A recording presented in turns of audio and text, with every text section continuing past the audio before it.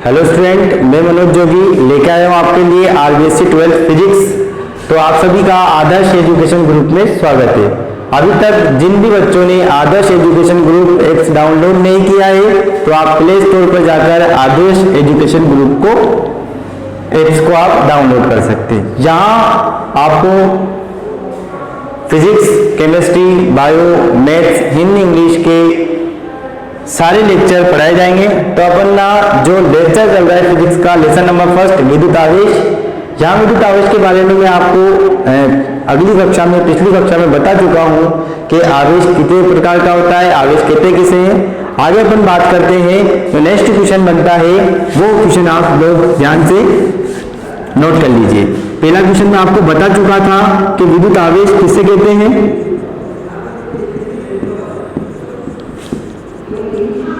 विद्युत आवेश किसे कहते हैं, यह कितने प्रकार का होता है, कितने प्रकार का होता है, समझाइए। यह आप लोगों ने क्वेश्चन कंप्लीट कर लिया था। एक अगला क्वेश्चन है जो आधे नंबर में पूछा जाता है कि आवेश उत्पन्न होने का मुख्य कारण क्या है। क्वेश्चन क्या होता है, आवेश उत्पन्न होने का मुख्य कारण क्या है। तो आप में से कोई बता सकता है कि आवेश उत्पन्न होने का मुख्य कारण क्या है। अपने यहां पढ़ा था आवेश कैसे उत्पन्न होता है, जब किसी वस्तु में से इलेक्ट्रॉन या तो उत्सर्जित होता है या इलेक्ट्रॉन का अवशोषण होता है, या जब कोई वस्तु इलेक्ट्रॉन ग्रहण करती है या इलेक्ट्रॉन त्यागती है तब आवेश उत्पन्न होता है। तो आवेश उत्पन्न होने का मुख्य कारण क्या होता है, तो इसका आंसर होगा इलेक्ट्रॉन का स्थानांतरण। तो आवेश उत्पन्न होने का मुख्य कारण क्या हुआ, इलेक्ट्रॉन का स्थानांतरण। कि जब इलेक्ट्रॉन किसी एक वस्तु से दूसरी वस्तु में या दूसरी वस्तु से पहली वस्तु में, या जब कोई वस्तु इलेक्ट्रॉन एक वस्तु से दूसरी वस्तु में जाता आता है तो वहां पर आवेश उत्पन्न हो जाता है। अगले का टॉपिक अपन बात करेंगे आवेश का प्रायोगिक परीक्षण। इस टॉपिक को आप ध्यान से समझना। आवेश का टॉपिक का नाम है आवेश का प्रायोगिक परीक्षण। टॉपिक का क्या नाम है अपना, आवेश का प्रायोगिक परीक्षण। तो आवेश का प्रायोगिक परीक्षण करने के लिए यहां मैं एक चित्र बनाने वाला हूं, आप लोग सब उसे ध्यान से सुनना। इस टॉपिक को अपन चित्र के माध्यम से आसानी से समझ सकते हैं। ध्यान देना दोस्तों, ये यहां पर एक छड़ है, ये छड़ है एवोनाइड की।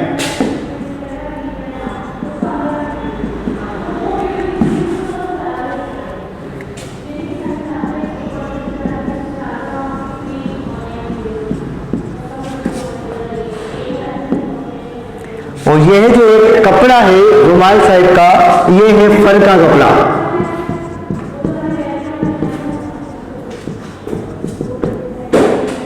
अब होता क्या है, जब अपन एवोनाइड की छड़ को फर के कपड़े के साथ रगड़ते हैं तो एवोनाइड की छड़ पर ऋणावेश, जबकि फर के कपड़े पर धनावेश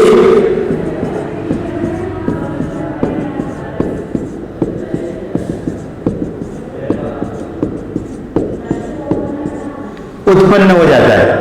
क्या क्या दोस्तों, मैंने एक क्या छड़ ली, एक एवोनाइड की छड़ ली और एक क्या लिया मैंने, फर का कपड़ा। इन दोनों को आपस में रगड़ा, तो आपस में रगड़ने पर क्या हुआ, एवोनाइड की छड़ पर तो कौन सा आवेश उत्पन्न हुआ, ऋण आवेश, जबकि फर के कपड़े पर कौन सा आवेश उत्पन्न हुआ, धन आवेश। तो एवोनाइड की छड़ पर ऋण आवेश उत्पन्न होने का कारण क्या है, जबकि फर के कपड़े पर धन आवेश उत्पन्न होने का कारण क्या है, कि क्या कारण हुआ कि एबोनाइट की छड़ पर ऋण आवेश उत्पन्न हुआ जबकि फर के कपड़े पर धन आवेश उत्पन्न हुआ। तो इसका कारण यह है कि अब आप सबको पता है ऋण आवेश कब उत्पन्न होता है और धन आवेश कब उत्पन्न होता है। धन आवेश कब उत्पन्न होता है, जब कोई वस्तु इलेक्ट्रॉन का त्याग करती है या इलेक्ट्रॉन का उत्सर्जन करती है। ऋण आवेश कब उत्पन्न होता है, जब कोई वस्तु इलेक्ट्रॉन को ग्रहण करती है। अपन ने क्या किया, फर के कपड़े को एबोनाइट की छड़ के साथ रगड़ा तो फर के कपड़े की प्रवृत्ति होती है, कौन सी प्रवृत्ति होती है, इलेक्ट्रॉन को त्याग करने की। तो जैसे ही फर के कपड़े ने इलेक्ट्रॉन का त्याग किया तो एबोनाइट की छड़ ने क्या किया, इलेक्ट्रॉन को ग्रहण किया। तो इलेक्ट्रॉन का क्या हुआ, स्थानांतर। इलेक्ट्रॉन कहां से कहां गए, फर के कपड़े से एबोनाइट की छड़ पर। जैसे ही फर के कपड़े ने इलेक्ट्रॉन का उत्सर्जन किया तो फर के कपड़े पर कौन सा आवेश आ चुका है, धन आवेश, जबकि एबोनाइट की छड़ पर कौन सा आवेश उत्पन्न हो चुका है, ऋण आवेश। उसी प्रकार मैं एक रेशम का कपड़ा लेता हूं, काय का कपड़ा है, रेशम का।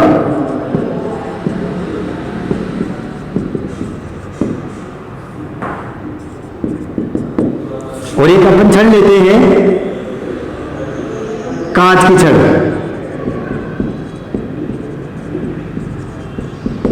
ठीक। जब मैं रेशम के कपड़े से कांच की छड़ को रगड़ता हूं तो ध्यान से देखना आप दोस्तों, कांच की छड़ पर धन आवेश, जबकि रेशम के कपड़े पर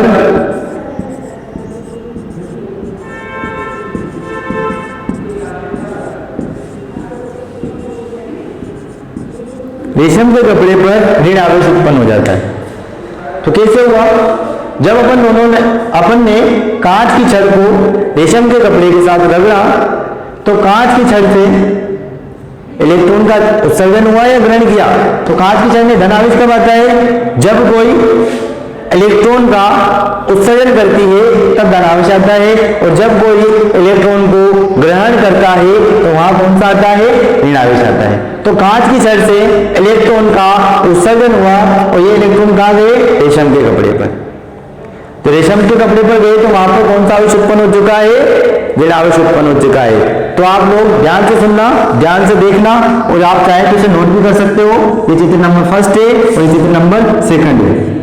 ध्यान से देखना, चित्र नंबर फर्स्ट के बारे में ध्यान से सुनना आप सब लोग, कि जब चित्र नंबर फर्स्ट के बारे में बता रहा हूं पहले, कि जब एबोनाइट की छड़ और फर के कपड़े को आपस में रगड़ा जाता है, क्या होता है दोस्तों, कि जब एबोनाइट की छड़ व फर के कपड़े को आपस में रगड़ा जाता है तो एबोनाइट की छड़ पर ऋण आवेश, एबोनाइट की छड़ पर ऋण आवेश, जबकि फर के कपड़े पर धन आवेश उत्पन्न हो जाता है। इसका मुख्य कारण यह है कि एबोनाइट की छड़ के द्वारा इलेक्ट्रॉन का क्या होता है, अवशोषण किया जाता है, जबकि फर के कपड़े के द्वारा इलेक्ट्रॉन का उत्सर्जन होता है। फर के कपड़े से उत्सर्जित इलेक्ट्रॉन को कहां जाते हैं, एबोनाइट की छड़ पर आ जाते हैं, जिसके कारण फर के कपड़े पर धन आवेश, जबकि एबोनाइट की छड़ पर ऋण आवेश उत्पन्न हो जाता है। ठीक है दोस्तों, आपने नोट कर लिया होगा। अब चित्र नंबर सेकंड के बारे में अपन बात करते हैं। चित्र नंबर सेकंड में अपन ने क्या ले रखा है, एक तो ले रखा है अपन ने रेशम का कपड़ा और एक ले रखी है अपन ने कांच की छड़। क्या ले रखा अपन ने, एक ले रखा है रेशम का कपड़ा और दूसरा ले रखा अपन ने कांच की छड़। जब मैंने रेशम के कपड़े और कांच की छड़ को आपस में रगड़ा तो यही क्रिया उत्पन्न हुई इलेक्ट्रॉन के स्थानांतरण की, लेकिन यहाँ कर्म उल्टा रहा, रेशम के कपड़े पर ऋण आवेश आया जबकि कांच की छड़ पर धन आवेश आया। तो इसका मुख्य कारण क्या हुआ कि कांच की छड़ के द्वारा इलेक्ट्रॉन का उत्सर्जन हुआ, जो कहां गए इलेक्ट्रॉन, रेशम के कपड़े पर, जैसे ही कांच की छड़ के द्वारा उत्सर्जित इलेक्ट्रॉन रेशम के कपड़े पर जाते हैं तो रेशम के कपड़े पर ऋण आवेश और जबकि कांच की छड़ पर धन आवेश उत्पन्न हो जाता है। तो इस प्रकार अपन इस प्रायोगिक परीक्षण के द्वारा आवेश के स्थानांतरण को आसानी से समझ सकते हैं। तो आवेश का प्रायोगिक परीक्षण में अपन ने क्या किया, एक और बात ध्यान से समझ लेना आप सब। मैंने क्या किया, एक तो फल का कपड़ा लिया और एक एवोनाइट की छड़ ली। जब इन दोनों को आपस में रगड़ा तो आपस में रगड़ने के बाद आवेश का स्थानांतरण हुआ। आवेश का स्थानांतरण इस प्रकार से हुआ कि एवोनाइट की छड़ पर ऋण आवेश जबकि फल के कपड़े पर धनावेश उत्पन्न हुआ।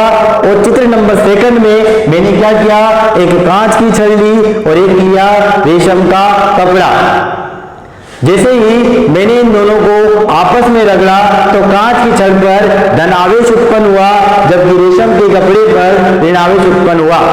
तो इस प्रकार से हम आवेश के स्थानांतरण को आसानी से समझ सकते हैं। तो आवेश का प्रायोगिक परीक्षण आप सभी को आसानी से समझ में आ चुका होगा। तो दोस्तों आज की इस वीडियो में बस इतना ही। अगली वीडियो के लिए आप हमारे आदर्श एजुकेशन ग्रुप ऐप्स पर बने रहिए। तो धन्यवाद।